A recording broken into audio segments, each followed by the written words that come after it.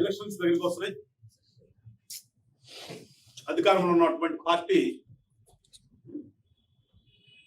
ఏం చేయాలో తోసక ఈ 5 సంవత్సరాల్లో 2 నెలలు మినహాయిస్తే ఇప్పటి వరకు జరిగినటువంటి ఈ 58 నెలల పాలన పాపం ముఖ్యమంత్రి గారికే రోతేసినట్టు. ఒకసారి వెనక్కి తిరిగి చూసుకోమంటారు కదా, ఒకసారి వెనక్కి తిరిగి చూసుకుంటే ఆయన చేసినటువంటి పరిపాలన ఆయనకు కూడా నచ్చిన విధంగా లేదు.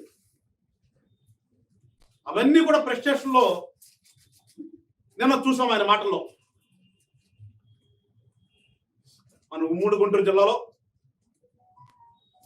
తిరంగపురం దగ్గర పెట్టినటువంటి వాలంటీర్లకు వందనం, ఆ పదమే విచిత్రంగా ఉంది అసలు. ఇప్పుడు మేము చెప్పాం, మా నాయకుడు చెప్పాడు, ఈ వాలంటీర్ వ్యవస్థ అనేది ఈ రాష్ట్రంలో ఒక అసాంఘిక వ్యవస్థలా తయారైంది, మీరు సరి చేసుకోండి ముఖ్యమంత్రి గారు అని చెప్తే మా నాయకుడు కేసులు పెట్టించారు వాళ్ళతో. అదంతా కూడా కేవలం ప్రభుత్వంతో సంబంధం లేకుండా నీ సొంత కార్యకలాపాలు చేపించుకుంటున్నావు. డేటా అంతా కూడా కలెక్ట్ చేసి ఒక ప్రైవేట్ ఏజెన్సీకి ఇస్తున్నావు.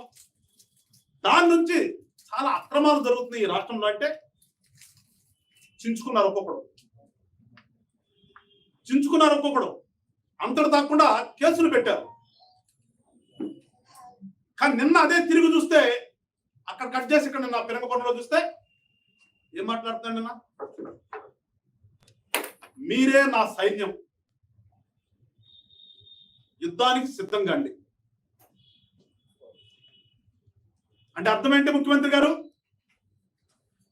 రాష్ట్ర ప్రజలను కూడా అర్థం చేసుకోవాలని ఒక రాజకీయ పార్టీగా విశ్లేషణ చేసి ప్రజలకి వివరించాల్సిన ఆవశ్యకత ఒక రాజకీయ పార్టీగా ప్రతిపక్ష పాత్ర పోషిస్తున్నటువంటి మా మీద ఉందనే ఒక ఆలోచనతో ఈ రోజు నేను ఈ ప్రెస్ మీట్ కూర్చున్నాను.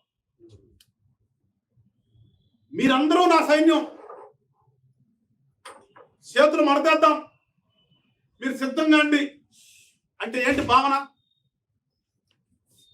ఒక ముఖ్యమంత్రిగా ఉండి ఇంకా 2 నెలల టైం ముఖ్యమంత్రి హోదాలో ఉండి ఒక అధికారిక సభలో ప్రజల సొమ్ముతో ఏర్పాటు చేసినటువంటి ఒక సభలో చేతులు మడత పెట్టే టైం వచ్చింది, మీరందరూ సిద్ధంగా అంటే దాని అర్థం ఏంటో ప్రజలు ఒకసారి అర్థం చేసుకోండి. ఒక ప్రజాస్వామ్యంలో ఒక రాజకీయ పార్టీ నాయకుడు మాట్లాడే మాట్లాది, లేదంటే అందరూ అంటుంటారు కడప ఫ్యాక్షన్ అని. మరి అది కడపలో ఎంత ఫ్యాక్షన్ చేశాడో నాకు తెలియదు, కానీ ఆ కడప ఫ్యాక్షన్ మాటల్లాగానే ఉన్నాయా అవి? ప్రజాస్వామ్య నాయకుల్లాగా ఒక సేవ చేసే రాజకీయ వ్యక్తి మాటల్లాగా ఉన్నాయో ఒకసారి మీరు అర్థం చేసుకోండి. 2,60,60,000 మంది సైన్యాన్ని ఏర్పాటు చేసుకున్నారు, మీరందరూ కూడా సిద్ధంగా అంటే ఏంటి? రేపు ఎలక్షన్ లో ప్రజలను కొడతాంక, లేకపోతే ఎలక్షన్ ప్రక్రియ సక్రమంగా జరగకుండా ప్రజలను ఇబ్బంది పెట్టడానికి దేనికి సిద్ధం వీళ్ళంతా కూడా? ప్రతి 50 ఏళ్ళకి ఒక మనిషిని పెట్టాను, ఏదో 50 కుటుంబాలకి సేవ చేస్తానని చెప్పినటువంటి ఈ మనిషి ఇవాళ మీరు సిద్ధంగా అండి, సోదరు మడత పెట్టండి అంటే ఈ 50 ఇళ్ళను కూడా ఓట్లు వేయడానికి రానివ్వకుండా మీరే ఓట్లు వేసుకుందాం. మన ఊర్లో సేవ చేసేవాడు చేతులు మడత పెట్టవలసిన అవసరం ఏమొచ్చే? ప్రజలు ఒకసారి గమనించండి. ముఖ్యమంత్రి గారి మాటల్లోని అర్థాన్ని ఒకసారి మీరు గమనించండి. అసలు మేము ఆ రోజు నుంచి చెప్తున్నాం, నువ్వు 5,000 ప్రజల సొమ్ము ఇవ్వాల్సిన అవసరం ఏమొచ్చే? వాళ్ళకి ఇచ్చేది కాక ఈ రోజున పెద్ద ఎత్తున లంచాలకి తావులేని ప్రభుత్వం అంటాడు, లంచాలకి ఆస్కారం ఇవ్వనంటాడు. మీరందరూ కూడా సేవ చేస్తున్నారు, మీది ఉద్యోగమే కాదు, మీరందరూ కూడా రేపు కాబోయే లీడర్లు అంటాడు ఒక పక్కన. అంటే లీడర్లు ఇన్ ద సెన్స్ నీ పార్టీ కార్యకర్తలనా, నీ పార్టీ నుంచి లీడర్లు తయారు చేస్తున్నావనా? ఎటు తిరిగి ఎటు వచ్చినా కానీ ఆ వాలంటీర్ వ్యవస్థ అనేది పూర్తిగా నా పార్టీ కార్యకర్తలతో నా సైన్యము, నా ప్రైవేట్ సైన్యము అని చెప్పకనే నిన్నంతా కూడా చెప్పాడు కదా. మరి వీళ్ళందరూ ఈ రాష్ట్రానికి అవసరమా? వీళ్ళ కింద మనం పేర్లు, వజ్రాలు కొంతమంది అంట, రత్నాలు కొంతమంది అంట. అంటే 2.6 లక్షల నువ్వు పెట్టుకున్నటువంటి నీ సైన్యంలో ఒక 875 మంది వజ్రాలంట, 4150 మంది రత్నాలంట. మిగిలిన వాళ్ళంతా మామూలే. మరి అంటే వీళ్ళలో 5025 మందే నువ్వు గుర్తించావు, వాడు బాగా పనిచేశారంటే అసలు వీళ్ళకి ఇచ్చిన పనేంటి? నువ్వు ఏదో పొద్దున్న చిక్కటి చిరునవ్వుతో కాలింగ్ బెల్ నొక్కి పెన్షన్ ఇస్తున్నారు అవ్వలకి తాతలకి అని చెప్పావు. అసలు వీళ్ళ డ్యూటీ ఏంటి? నెల నెల ఒకసారి తీసుకెళ్ళి పెన్షన్ ఇవ్వటం. దానికి నీకు 50 ఏళ్ళకు ఒకటి కావాలనా? ఒకసారి అర్థం చేసుకోండి ప్రజలారా. మేమేమి మీకు వాళ్ళు వచ్చి సేవ చేస్తారంటే వద్దని చెప్తాను కాదు మేము.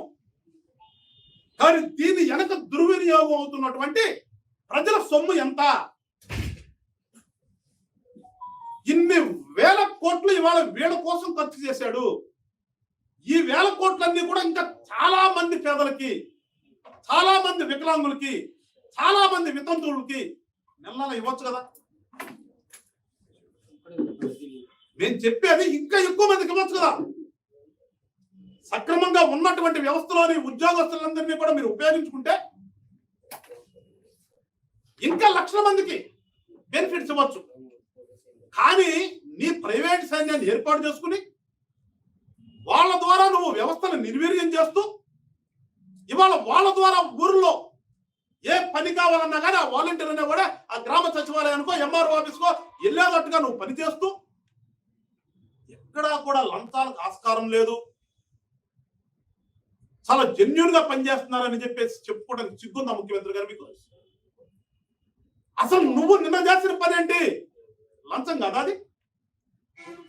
నువ్వు చెప్తున్నటువంటి నీ సైన్యానికి రేపు ఎలక్షన్ లో మీరు పెద్ద ఎత్తున గొడవ చేయండిరా. మీరు ఎవరు కూడా బూత్లకు వచ్చి ఓట్లు లేకుండా చేయాల్సిన పని మేము ఏదో పెట్టాను అని చెప్పి ఈ రోజున నువ్వు ఒక్కొక్కళ్ళకి 45,000, 30,000, 15,000 చొప్పున ప్రజల సొమ్మును పంచుతున్నావంటే ఏమంటారు ముఖ్యమంత్రి గారు? ఇంతకంటే ఇంకా లంచం ఏమైనా ఉందా? ఇంకా ఒక ముఖ్యమంత్రి హోదాలో ఉండి నువ్వే నీ కింద సైన్యానికి లంచం ఇస్తున్నావు కదా. లంచాలకు ఆస్కారం లేదని నిశ్చితుగా ఏ రకంగా చెప్పగలుగుతావు నువ్వు? ఒక సభ పెడితే ఆ రోజున ప్రాంతం అంతా కూడా యుద్ధ వాతావరణం కనిపిస్తుంది. నిన్న గుంటూరు నుంచి నరసరాపేట వెళ్ళాలంటే పాపం వాడు నిన్న నరకయాత్రలు చూశారు. నిన్న మచిలీపట్నం నుంచి వచ్చే బస్సులు తెనాలి దాటగానే రోడ్డు మీద వస్తే తెనాలి నుంచి గుంటూరు వచ్చే వాళ్ళు నరకయాత్రలు చూశారు. పచ్చని చెట్లు కొట్టేస్తావు, బాగున్నటువంటి రోడ్లకు గుంటలు పెట్టి బారికేట్లు కడతావు. దానికోసమా నువ్వు చేతులు మెలిపెట్టేది, సిద్ధం చేసేది? ఇవాళ 400 కోట్ల నిన్న నీ ఖర్చు. ఎవడబ్బా సంపాదించింది?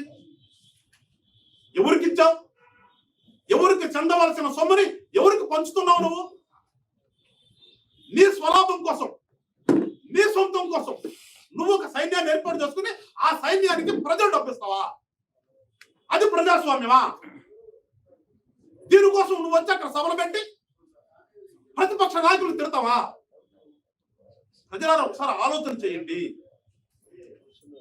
ఈ వ్యక్తి మళ్ళా ఉండాలని కోరుకుంటున్నాడు. అవసరమా? పరిపాలన అంటే చేత కాదు.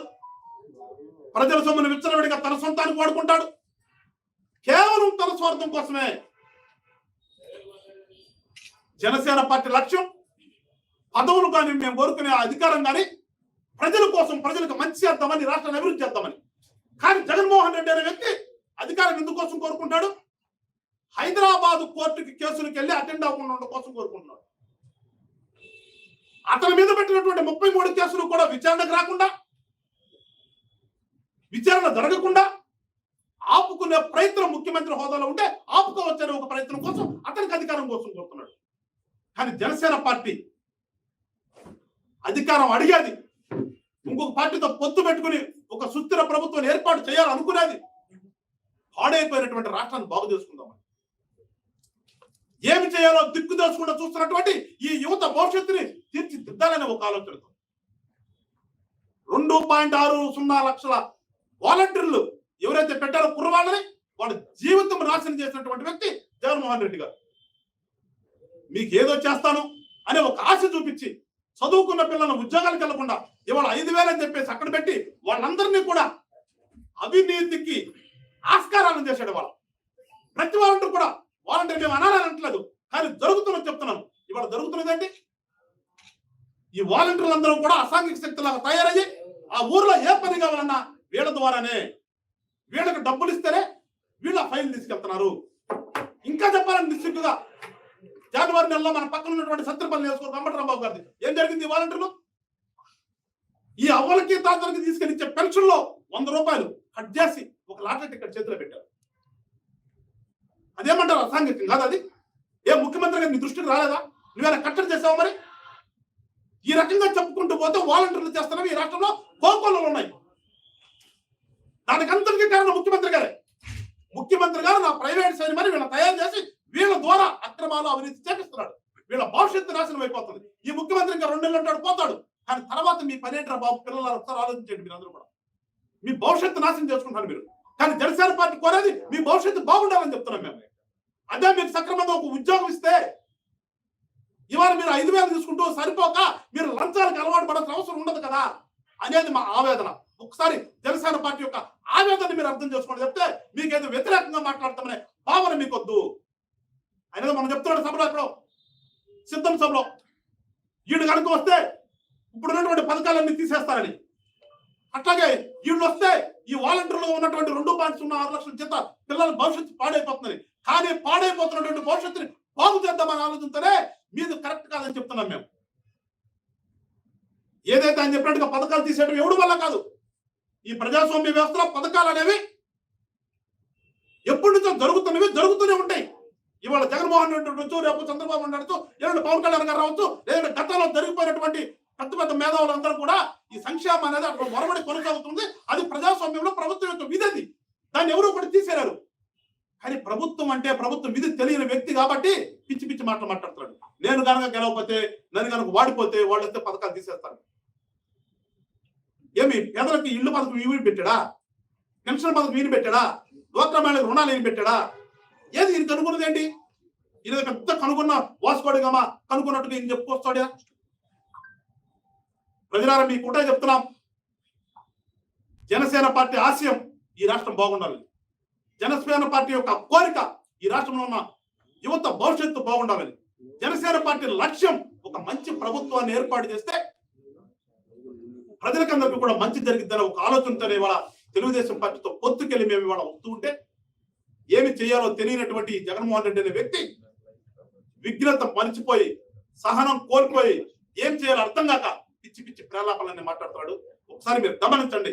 రానున్నటువంటి రోజుల్లో ఒక మంచి నిర్ణయం తీసుకోండి. ఒక మంచి ప్రభుత్వాన్ని ఏర్పడటానికి మీరందరూ కూడా తోడ్పాటు అందించండి. ఖచ్చితంగా పాడైపోయినటువంటి రాష్ట్రాన్ని, ఎందుకంటే చెప్తున్నాను కూడా అంటున్నాడు బాబాయ్ వచ్చేసి ఉమ్మడి రాజధాని హైదరాబాద్ ఉన్నారంట. 5 సంవత్సరాలు అయిపోయిన తర్వాత ఈయనకి ఇప్పుడు గుర్తొచ్చింది ఉమ్మడి రాజధాని అనేది. అంటే వీళ్ళ చేతగాని తనము ఏ రకంగా ఉండదు ఒకసారి మీరు అర్థం చేసుకోండి. రాజధానిలో వేసినటువంటి రోడ్డులను కూడా తవ్వుకెళ్ళినటువంటి ఘనత వీళ్ళది. అందుకని మీరందరూ కూడా ఒక మంచి ఆలోచన చేసి ఒక మంచి నిర్ణయం తీసుకుంటారని చెప్పేసి ప్రజలందరినీ కూడా కోరుకుంటూ, ఈ రకంగా కొన్ని వేల కోట్లు ఒక అధికారం అనే మత్తుతో, ఒక అధికారం అనే మతంతో ఈ ముఖ్యమంత్రి గారు ప్రజలకు చెందవలసిన డబ్బులంతా కూడా అతను స్వార్థానికి ఏ రకంగా వాడుకున్నాడో ఒకసారి గమనించి మీరందరూ కూడా మంచి నిర్ణయం తీసుకోవాలని చెప్పేసి కోరుకుంటూ, మరొకసారి ప్రజలందరూ ఆలోచించండి, కళ్ళు తెరవండి. మీరు కళ్ళు తెరిచి విఘ్నతగా ఆలోచించే సమయం ఆసన్నమైంది. మీరు ఒక మంచి నిర్ణయం తీసుకుంటే మన రాష్ట్రం బాగుపడుతుంది. మీరు ఒక మంచి ఆలోచన చేస్తే మీ పిల్లల భవిష్యత్తు బాగుపడుతుంది అని చెప్పేసి మీ అందరికీ కూడా కోరుకుంటూ మరొకసారి జై జనసేన, జై హింద్.